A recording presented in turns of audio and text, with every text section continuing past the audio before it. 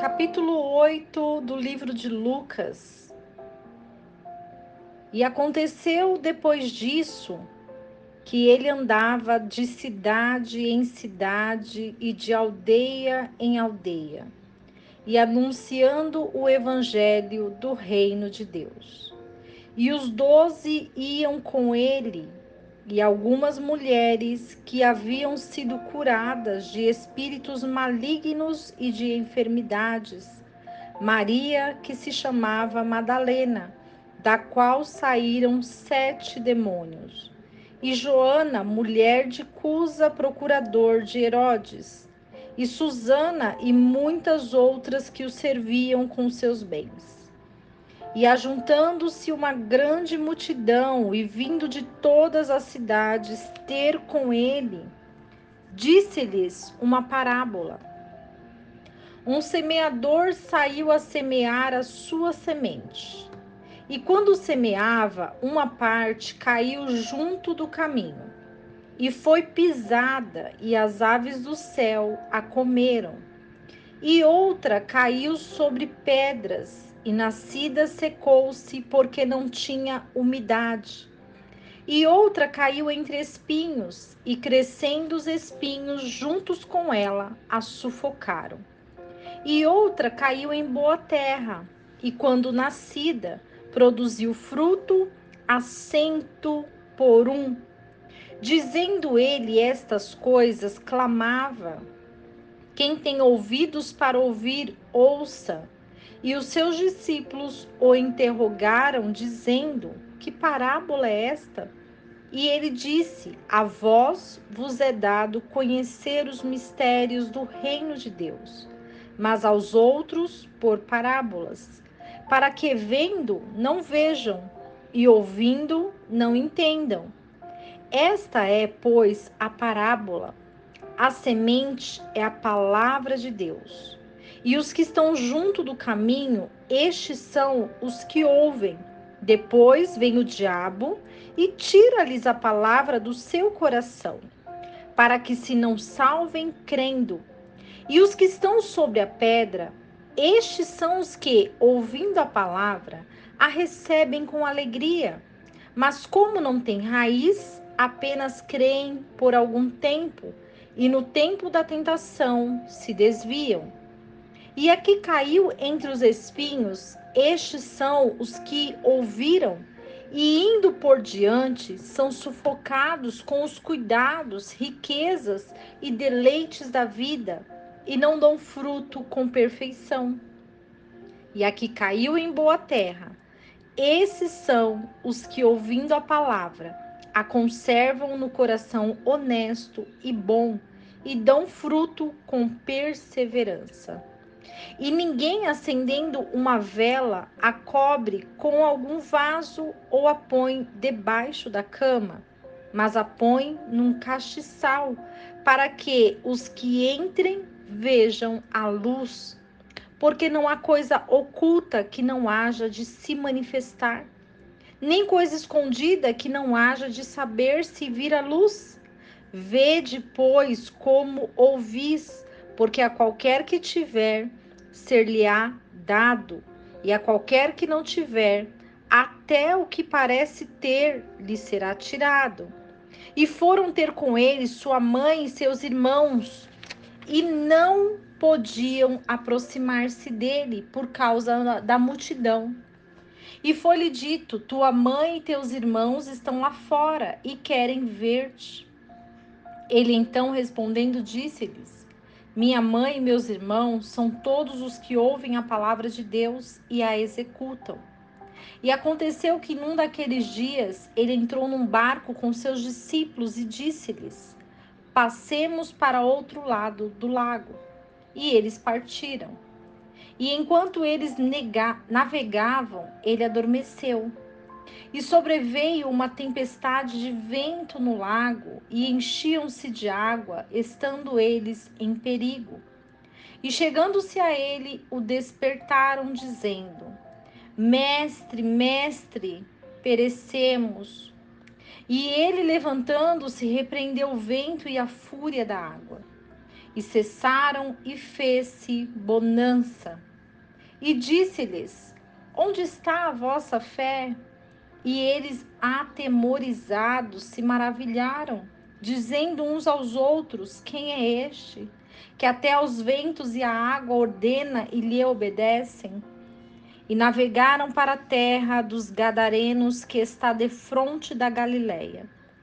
E quando desceu ele para a terra, saiu-lhe ao encontro, vindo da cidade, um certo homem, que estava possesso de demônios desde muito tempo, e não andava vestido, nem habitava em qualquer casa, mas nos sepulcros.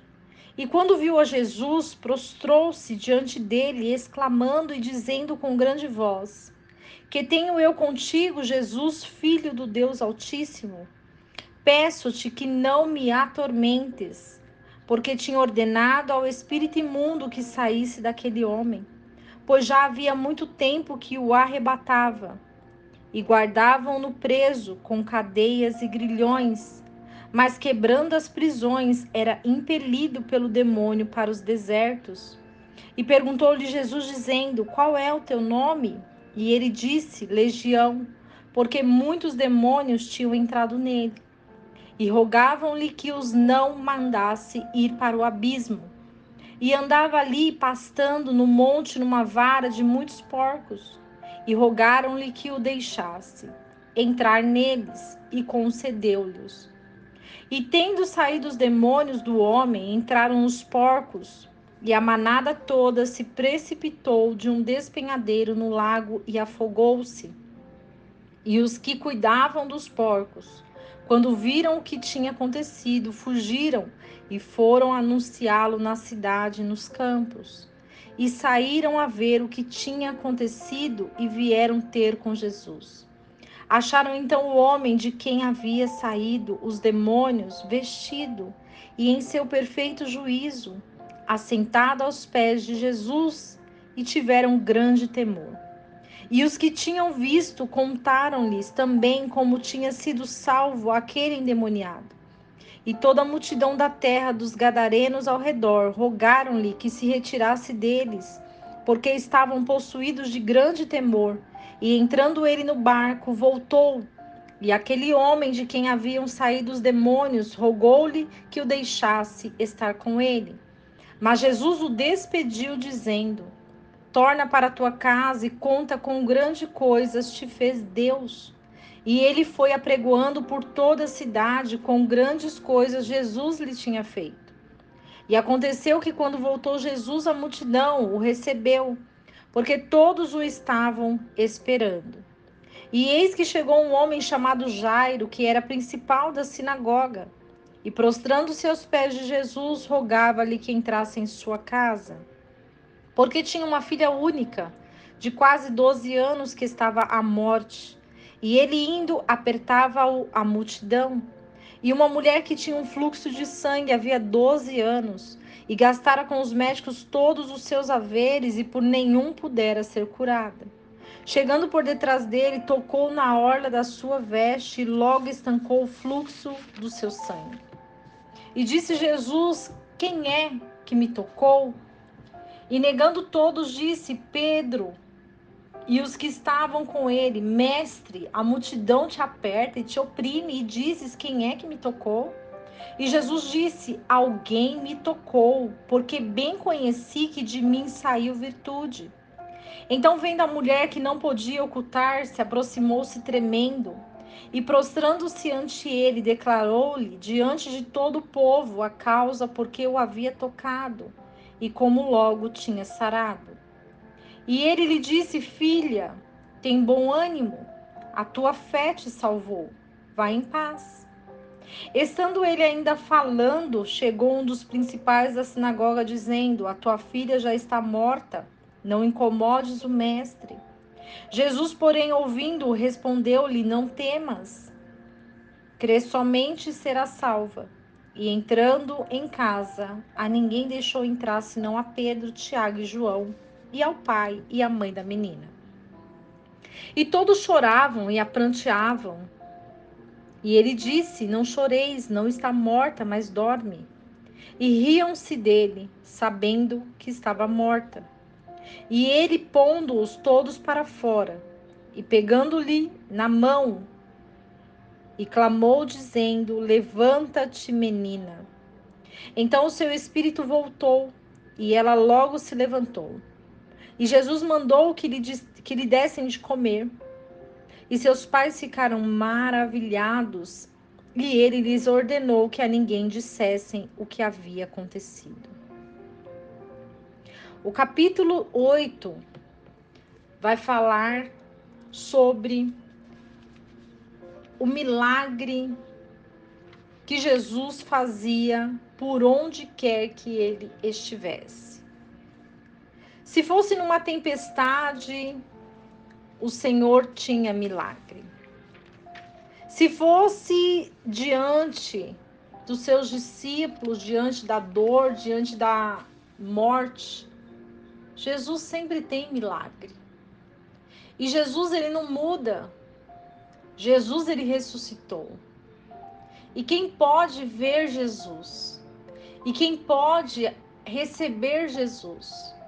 Aqueles que têm o coração aberto para que Jesus entre em sua casa. Jesus, ele quer entrar no seu lar. Jesus, ele quer fazer morada dentro da sua casa. Jesus, ele quer habitar no seu coração. Existe uma parábola muito preciosa dentro desse capítulo que fala sobre a palavra lançada ou a semente plantada, a semente lançada. Quando ouvimos a palavra de Deus, essa palavra é como uma semente que brota dentro do nosso coração. Porém, se o nosso coração tiver espinhos ou pedra, como está o seu coração? Se o seu coração tiver pedras, o que significa pedras? Significa amargura, mágoas, decepções, raiva. Se essas raízes estiverem dentro de você, a palavra da verdade, a palavra de Deus, ela não vai frutificar, ela vai se secar. Se dentro do seu coração tiver espinhos, o que são espinhos?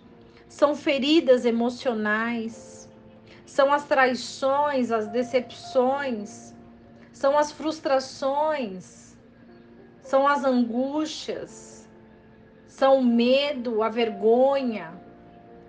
Se todas essas estiverem dentro do seu coração, a palavra ela vai ser sufocada. Mas se o seu coração estiver limpo para habitar a palavra de Deus, a palavra vai ser produzida frutos em abundância. E quando esses frutos eles são gerados, esses frutos eles são pronunciados. Quando nós estamos aptos a falar do evangelho, quando nós estamos aptos a florescer diante dos nossos desertos, quando a palavra do Senhor, ela vem penetrante dentro do nosso coração, e esse coração aberto recebe essa palavra e multiplica essa palavra.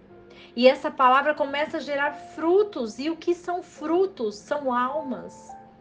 Os frutos da palavra de Deus são almas, porque o Senhor, ele requer as nossas almas. E quando nós somos bem instruídos, quando nós acreditamos e vencemos todo o mal que existe, todas as coisas que vêm para nos paralisar, o Senhor, ele nos dá a palavra da vida eterna, para que possamos entender que essa palavra é a única verdade e único caminho para as nossas vidas. O evangelho é salvação, o evangelho é restituição, o evangelho é ressurreição.